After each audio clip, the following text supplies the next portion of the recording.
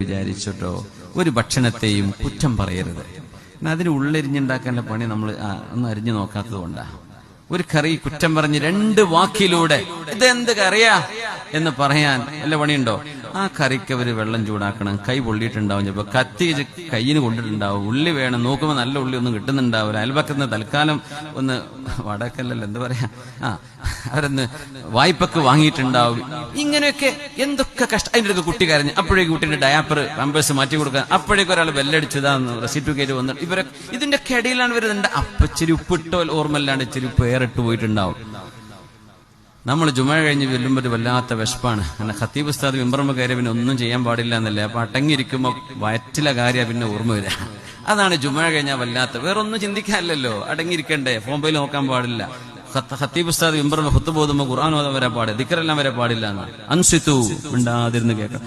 അപ്പൊ എനിക്ക് വിശക്കുന്നുണ്ടോ, വിശപ്പുണ്ടോ, ഈ ഓർമ്മയില ഓടുന്നത്. അപ്പൊ പിന്നെ ചെല്ലുമ്പോഴേക്കും ഭക്ഷണം കിട്ടണം. അതാ ജുമഅ കഴിഞ്ഞാൽ പിന്നെ വലിയ ക്ഷമ ആർക്കും ഉണ്ടാവില്ല. ഇനി റമളാൻ വന്നാൽ ഭയങ്കര ക്ഷമയായിരിക്കും അല്ലേ? റമളാൻ ഇപ്പൊ അങ്ങനെ അക്ഷമ കാണിക്കുന്നുണ്ടോ? നമ്മളെ മൈൻഡാണ് വിഷയം. റമളാനിൽ വരെ ഒരു രക്ഷയില്ല, നോമ്പ് തുറക്കാൻ നേരാവാതെ. അപ്പൊ മടങ്ങിയിരിക്കും. ആ ഭക്ഷണം അവര് വിളമ്പിത്തരും, ഇച്ചിരി നേരം വൈകും, എന്തെങ്കിലും കുഴപ്പം അപ്പൊ കുറ്റം പറഞ്ഞു. ചെയ്യരുത്. റസൂലുള്ളാഹി സ്വല്ലല്ലാഹു അലൈഹി വസല്ലം തുആമൻ ഖത്തു. ഭക്ഷണം നമ്മുടെ മനസ്സിനെ ആകർഷിക്കുന്ന ഒരു സംഗതിയാണ്. നല്ല റെസ്റ്റോറന്റുകൾക്ക് ഒരു ഡെക്കറേഷനും പരസ്യം വേണ്ട, ആൾക്കാർ അങ്ങോട്ട് ഓടിയെത്തും.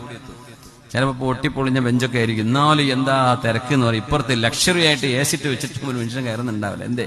ഭക്ഷണം സ്വാദില്ല എന്ന് പറയും അല്ലേ?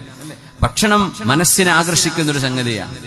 നല്ല ഭക്ഷണം ഉണ്ടാക്കുന്ന വീട്, ആ വീട്ടുകാര്, ആ നാട്ടുകാര്, അവരോടൊക്കെ വല്ലാത്തൊരു ഇഷ്ടം തോന്നും അല്ലേ?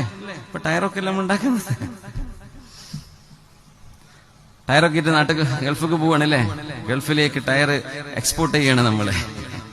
MRFന്റെ ടയറല്ല, നമ്മുടെ തൊട്ടിൽപ്പാലത്തെ കുറ്റ്യാടിയിൽ ടയർ. അൽഹംദുലില്ലാഹ്.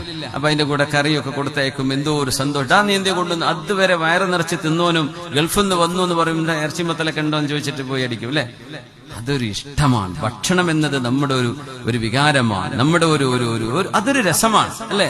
അൽഹംദുലില്ലാഹ്. ഞങ്ങൾ